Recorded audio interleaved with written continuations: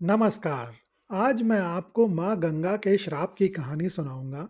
यह कहानी मुख्य रूप से ब्राह्मण पुराण और स्थानीय किंवदंतियों में पाई जाती है। भगवान विष्णु के अवतार परशुराम ने अपने पिता जमदग्नि ऋषि के अपमान और वध का बदला लेने के लिए प्रतिज्ञा ली थी कि वे पृथ्वी को क्षत्रिय विहीन कर देंगे। अपनी प्रतिज्ञा पूरी करने के बाद परशुराम ने पाया कि उन्होंने अत्यधिक रक्तपात किया है, जिससे उन्हें भयंकर पाप लगा है। इस पाप से मुक्ति पाने के लिए उन्होंने एक विशाल और भव्य अश्वमेध यज्ञ का आयोजन किया। अपने महान अश्वमेध यज्ञ को सफलतापूर्वक संपन्न करने के बाद वह अत्यधिक पुण्य और आध्यात्मिक ऊर्जा से ओतप्रोत थे। यज्ञ की समाप्ति पर यह परंपरा थी कि यज्ञ के मुख्य आचार्य को बहुमूल्य दक्षिणा दी जाए। परशुराम के आचार्य थे महान और दूरदर्शी ऋषि महर्षि कश्यप। परशुराम ने अपनी महानता और त्याग का प्रदर्शन करते हुए उन्हें दक्षिणा में वह सबसे बड़ी वस्तु देने का निश्चय किया जिस पर उनका अधिकार था। वह थी समस्त पृथ्वी। परशुराम ने घोषणा की, हे गुरुवर, इस यज्ञ के आचार्य के रूप में मैं आपको आपके तप और ज्ञान के सम्मान में मेरे द्वारा जीती गई और नियंत्रित की गई यह संपूर्ण पृथ्वी दान करता हूं। महर्षि कश्यप ने अपने शिष्य के इस विशाल दान को स्वीकार कर लिया। कश्यप ऋषि ने परशुराम के दान को स्वीकार तो कर लिया, लेकिन वह तुरंत एक गंभीर समस्या के बारे में सोचने लगे। उन्हें पता था कि परशुराम का क्रोध अभी भी पूरी तरह शांत नहीं हुआ है और वह स्वभाव से एक प्रचंड योद्धा हैं। कश्यप ऋषि को यह भय था कि यदि परशुराम पृथ्वी पर रहते हैं तो भविष्य में किसी भी छोटे से अपमान या अनिष्ट के कारण उनका क्रोध फिर से भड़क सकता है, जिससे पृथ्वी पर फिर से विनाश हो सकता है। शास्त्रों के अनुसार दान दी गई वस्तु पर दाता का कोई अधिकार नहीं रह जाता। यदि परशुराम पृथ्वी पर रहते तो अनजाने में भी वह दान की गई वस्तु यानी कि पृथ्वी का उपभोग करेंगे, जिससे दान का फल नष्ट हो जाएगा। अपनी दूरदर्शिता का उपयोग करते हुए महर्षि कश्यप ने एक कठोर लेकिन न्याय संगत निर्णय लिया। उन्होंने परशुराम को बुलाया और आदेश दिया, हे राम, तुमने यह समस्त पृथ्वी मुझे दान कर दी है, अब मैं इसका स्वामी हूँ। दान के नियमों के अनुसार दान दी गई वस्तु के परिसर में दाता का निवास करना उचित नहीं है। तुम्हें इस दान की सीमा के बाहर जाना होगा और अपना नया निवास कहीं और बनाना होगा। परशुराम ने, जो अपने गुरुओं का अत्यंत सम्मान करते थे, इस आदेश का तुरंत पालन किया। उन्होंने एक पल भी संकोच नहीं किया और अपनी प्रतिज्ञा तथा गुरु की आज्ञा का मान रखते हुए पूरी पृथ्वी को छोड़कर जाने लगे। इस त्याग के बाद ही परशुराम ने दक्षिण की ओर प्रस्थान किया। जब परशुराम दक्षिण दिशा की ओर पहुंचे तो उन्होंने पाया कि निवास योग्य भूमि सीमित है और किनारे का क्षेत्र विशाल अरब सागर के जल से घिरा हुआ है। चूंकि उन्होंने संपूर्ण पृथ्वी दान कर दी थी, इसीलिए उनके पास रहने के लिए कोई जगह नहीं थी। परशुराम ने अपनी तपस्या और शक्ति से ऐसी भूमि बनाने का निश्चय किया जो केवल उनके अपनी हो और जिसका उन्होंने कभी दान ना किया हो। परशुराम ने सागर के देवता यानी वरुण देव से निवेदन किया कि वे उनके लिए कुछ भूमि खाली कर दें ताकि वह वहां निवास कर सकें।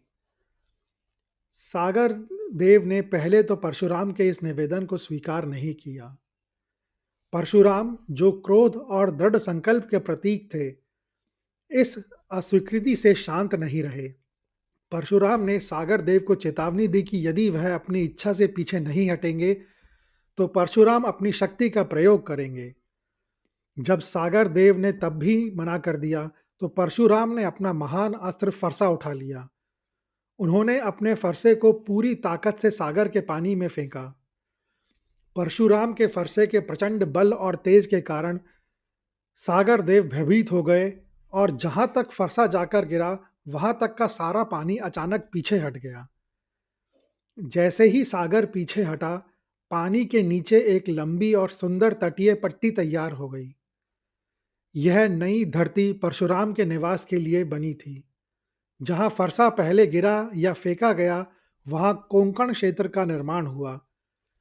कुछ कथाओं के अनुसार जिस क्षेत्र को आज केरल के नाम से जाना जाता है, स्थानीय लोग स्थानीय रूप से इसे परशुराम क्षेत्र भी कहते हैं। उसका निर्माण भी परशुराम द्वारा सागर को पीछे हटाने से ही हुआ था। मलयालम भाषा की कथाओं में इस धरती को परशुराम की देन माना जाता है। परशुराम ने इस नई धरती पर अपना निवास बनाया, इसे हरा-भरा किया और इस पर जीवन को स्थापित किया। परशुराम को वहां एक नई आवश्यकता महसूस हुई। परशुराम एक महान तपस्वी और अनुष्ठान करने वाले ब्राह्मण थे। उन्हें अपनी पूजा, यज्ञ और दैनिक स्नान के लिए अत्यंत पवित्र जल की आवश्यकता थी। हालांकि उन्होंने सागर से भूमि को प्राप्त कर लिया था, लेकिन सागर का जल धार्मिक अनुष्ठान के लिए उपयुक्त नहीं माना जाता। उन्हें लगा कि यदि वह अपने द्वारा बनाए गए नए निवास को दिव्य और पवित्र बनाना चाहते हैं, तो उन्हें गंगा नदी के पवित्र जल की आवश्यकता होगी। गंगा का जल केवल स्वर्ग से ही प्राप्त किया जा सकता था, जैसा कि राजा भगीरथ ने पहले किया था। परशुराम ने इसके लिए हिमालय के दुर्गम क्षेत्रों में जाकर घोर तपस्या करने का निर्णय लिया। उनका एकमात्र उद्देश्य गंगा को प्रसन्न करना और उन्हें अपने साथ अपने नए निवास स्थान पर चलने के लिए राजी करना था। परशुराम ने कई वर्षों तक कठोर तपस्या की, जिसमें उन्होंने केवल हवा पर जीवन बिताया। उनके संकल्प और तपस्या का तेज इतना प्रचंड था कि इससे तीनों लोकों में हलचल मच गई। अंततः परशुराम की अटल भक्ति और कठोर तपस्या से गंगा देवी अत्यंत प्रसन्न हुई। उन्होंने परशुराम के सामने साक्षात प्रकट होकर उन्हें दर्शन दिए। गंगा देवी ने परशुराम से वरदान मांगने को कहा। परशुराम ने उनसे अपनी इच्छा व्यक्त की, हे माँ गंगा, मैंने निवास के लिए नई भूमि बनाई है, लेकिन वह पवित्र जल से वंचित है। कृपया आप मेरे साथ चलें और मेरे उस नए क्षेत्र को अपनी पवित्रता से सिंचित करें। माँ गंगा ने परशुराम की भक्ति से प्रभावित होकर उन्हें यह अद्भुत वरदान दिया। हे परशुराम, मैं तुम्हारे साथ चलूंगी, लेकिन तुम्हें मेरा मार्ग बनाना होगा। तुम अपने फरसे को आगे करके पृथ्वी पर जहां जहां चलोगे, मैं एक नई नदी के रूप में तुम्हारे पीछे पीछे प्रवाहित होती रहूंगी। तुम्हारा फरसा जहां मार्ग बनाएगा, वह मेरा प्रवाह क्षेत्र होगा। इस प्रकार गंगा ने परशुराम को उनकी इच्छा पूरी करने का वचन दिया और यह शर्त रखी कि नदी का निर्माण परशुराम की शारीरिक शक्ति और संकल्प से ही होगा। गंगा नदी से वचन प्राप्त करने के बाद परशुराम अत्यंत प्रसन्न थे। उन्होंने अपनी यात्रा शुरू की। उनके दिव्य फरसे के वेग से धरती पर एक गहरी दरार बनती जा रही थी और गंगा की एक धारा उस दरार से उनके पीछे पीछे बहती आ रही थी। परशुराम ने यह यात्रा अपनी तपस्या के बल पर की थी, लेकिन वह अभी भी अपनी पिछली हिंसा के कारण कुछ आंतरिक अशांति महसूस कर रहे थे। उन्हें अपनी लाई हुई माँ गंगा नदी की पवित्रता पर पूर्ण विश्वास नहीं हो पा रहा था। परशुराम के मन में यह विचार आया, क्या यह नदी सचमुच उतनी ही पवित्र है जितनी स्वर्ग की गंगा? क्या यह मेरे द्वारा किए गए भीषण पापों और इस धरती पर उपस्थित किसी भी प्रकार की अपवित्रता को दूर कर को पूरी तरह से धो सकती है? यह संदेह परशुराम के तपस्वी मन में एक परीक्षा लेने की इच्छा के रूप में उभर आया। जब वे वर्तमान बिहार और उत्तर प्रदेश की सीमा के पास एक प्राचीन क्षेत्र जो कालांतर में कर्मानाश नदी के उद्गम स्थल के पास बना, वहां पहुंचे, तो परशुराम ने अपनी शक्तियों का उपयोग किया और जानबूझकर गंगा के बहते हुए मार्ग में एक मृत सर्प को फेंक दिया। उनका आंतरिक संकल्प यह था कि यदि यह नदी वास्तव में दिव्य और परम पवित्र है, तो यह बिना किसी अवरोध या मलिनता के इस मृत जीव को शुद्ध करते हुए आगे बढ़ जाएगी और अपनी पवित्रता बनाए रखेगी। यह कार्य एक महान ऋषि द्वारा स्वयं गंगा की दिव्यता को चुनौती देना जैसा था। नदियां और देवता चेतन माने जाते हैं। गंगा नदी ने तुरंत परशुराम के इस अपमानजनक विचार को जान लिया।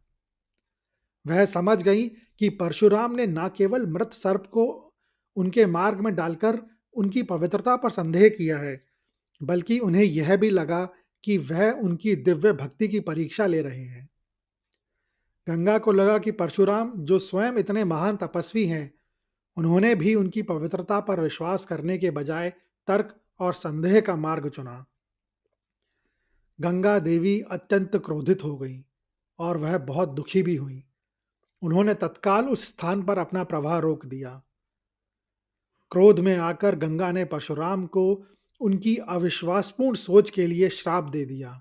हे परशुराम, तुमने अपनी तपस्या के बल पर मुझे बुलाया, लेकिन तुमने मेरे दिव्य स्वरूप और मेरी पवित्रता पर संदेह करने करके मेरा घोर अपमान किया है।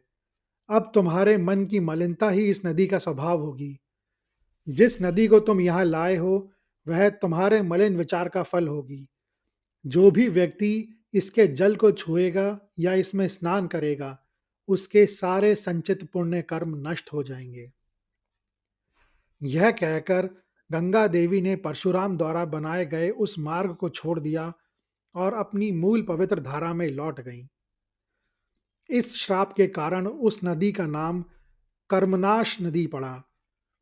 यह नदी आज भी उत्तर प्रदेश और बिहार की सीमा पर बहती है।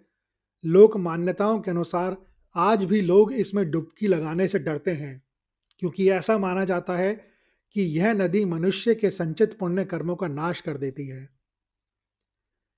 यह कथा सिखाती है कि महानता और पवित्रता की परीक्षा लेना भी अहंकार का एक रूप है और इसका परिणाम कठोर हो सकता है। यह कहानी यह भी सिखाती है कि श्रद्धा और विश्वास तर्क और संदेह से ऊपर होते हैं। यहाँ तक कि एक महान तपस्वी का भी थोड़ा सा संदेह एक दिव्य वस्तु के स्वरूप और शक्ति को बदल सकता है। यह कहानी सुनने के लिए धन्यवाद। अगर आपको यह कहानी अच्छी लगी हो तो कृपया इस वीडियो को ज़्यादा से ज़्यादा लोगों के साथ शेयर करें, लाइक करें, कमेंट करें व चैनल को सब्सक्राइब करें। कमेंट्स बॉक्स में लिखें, जय माँ गंगा।